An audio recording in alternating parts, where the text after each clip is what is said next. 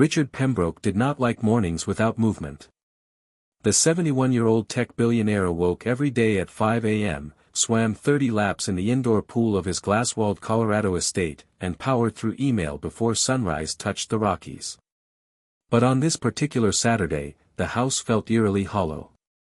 His adult children were scattered around the world, his late wife's piano sat silent, and even his board meetings could not fill the widening quiet. So when Rosa Martinez, the soft-spoken maid who had dusted Pembroke House for 9 years, mentioned her 12-year-old daughter loved chess, Richard felt an unexpected flicker of curiosity. "Chess, you say?" he repeated, sipping dark roast. "Yes, sir," Rosa answered, lowering her eyes. "Lucia plays every day. She watches videos when our Wi-Fi works." Richard set down his mug. "Bring her this evening. I haven't tested my Sicilian defense in months." Rosa hesitated. Lucia was shy. She'd never stepped beyond the staff corridor. But a billionaire's invitation was not optional. She thanked him, retreated, and spent the rest of the day worrying. Lucia had beaten every schoolteacher in their modest neighborhood, but facing Richard Pembroke, former state junior champion, Princeton chess club legend, was another universe entirely. Lucia Martinez had grown up among vacuum hums and lemon polish fumes. While Rosa tidied offices, Lucia doodled knights and bishops on napkins, replaying famous games she memorized from blurry videos. At night she practiced on a chipped magnetic set her late abuelo had rescued from a flea market. Chess was sanctuary. Each 64-square battlefield felt fair, unlike the world that overlooked a maid and her daughter. Lucia's dream was simple: play in a real tournament, wear headphones, and hear pieces click like raindrops on marble. When her mother revealed Mr. Pembroke's invitation, Lucia's stomach somersaulted. Play against him? She'd seen the trophy cabinet in the great room, silver cups from 1973, 1974, 1975. But curiosity soon eclipsed fear. She tucked her battered set into a backpack and followed her mother up the sweeping staircase toward the billionaire's study. Richard greeted them in a mahogany library that smelled of cedar and old ambition. A hand-carved Staunton set, ebony and boxwood, waited on an antique board. "We'll keep it friendly, 15 minutes each," he said, punching the clock. "White or black?" Lucia brushed a curl behind her ear. "White, please." Rosa watched from a corner, wringing a dust cloth. Richard expected a timid e4 or d4. Instead, Lucia slid her queen pawn 2 squares, d4, the queen's gambit. Richard's eyebrows lifted. He answered with d5, and the dance began. Lucia played fast but not reckless, her eyes flicking between board and ceiling, as if reading invisible notation. By move 15 her minor pieces dominated the center. Richard's knights were tangled like headphones in a pocket. He frowned, activated 60 years of muscle memory, and attempted a freeing, c5 break. Lucia anticipated it, sacrificed a pawn, and launched a blistering combination that ended with her rook on the 7th rank. Richard's clock ticked louder. He barely escaped into an endgame down a pawn and positionally lost. Lucia converted with endearing seriousness, queenside pawn rolling forward like destiny.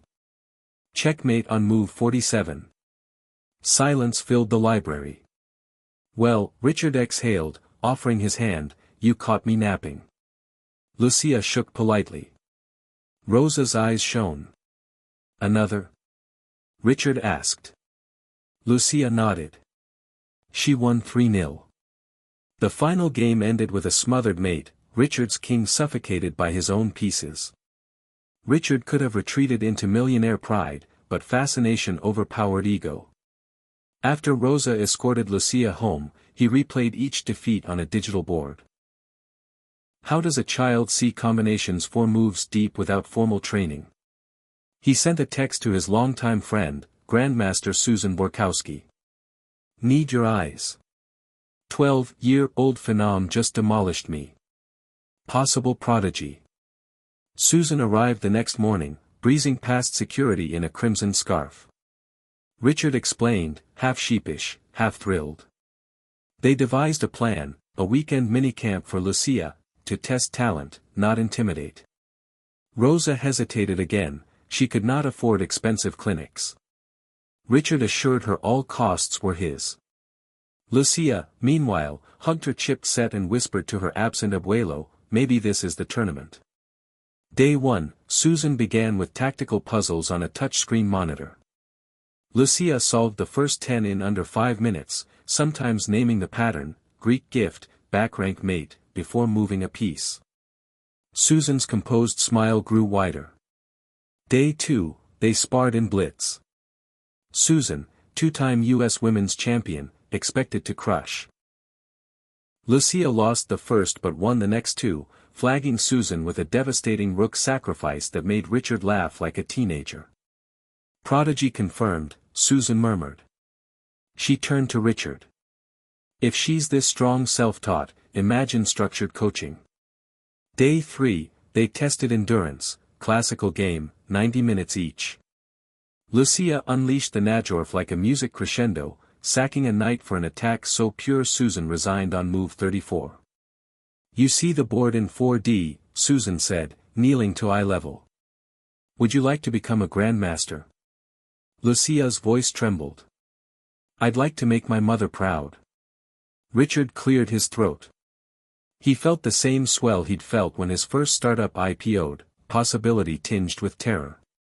Except now the stakes weren't dollars, but a child's future. Lawyers drafted a sponsorship agreement, full scholarship to a private academy with a chess program, travel expenses to national events, and GM Susan as personal coach. In return, Lucia would represent the Pembroke Foundation in tournaments. Rosa's hands shook as she read. Sir, this is too much.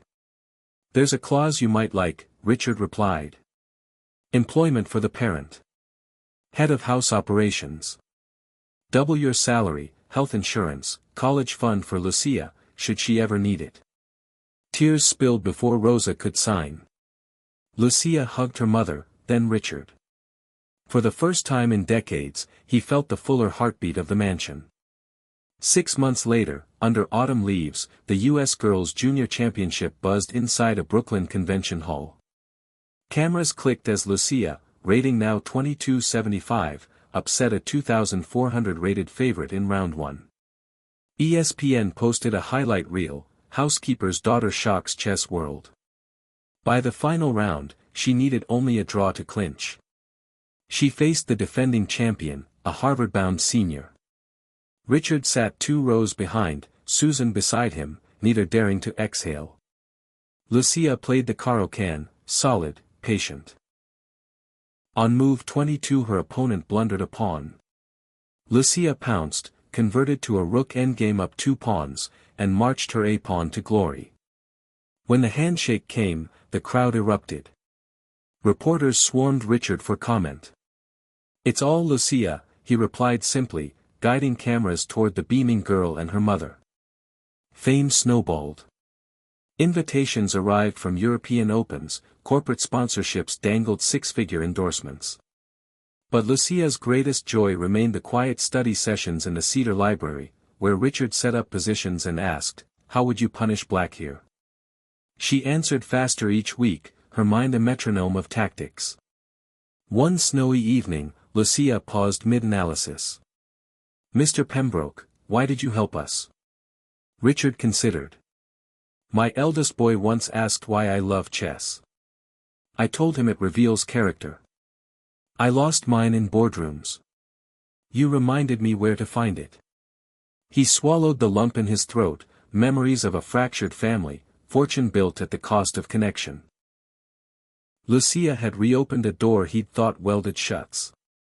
At the World Youth Championship in Greece, a slick talent agent attempted to lure Lucia away with promises of celebrity streams and crypto-sponsored merch.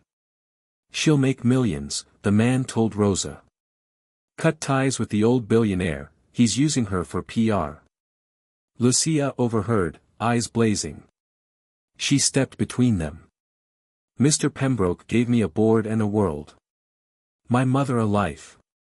You offer noise. She turned down every offer that smelled of exploitation, choosing instead a 4-year plan Susan crafted: gradual rating climbs, classical tournaments, mental health breaks, and school balance. Richard, listening through a cracked doorway, felt the proud sting of a parent who hadn't earned the title but maybe, quietly, had.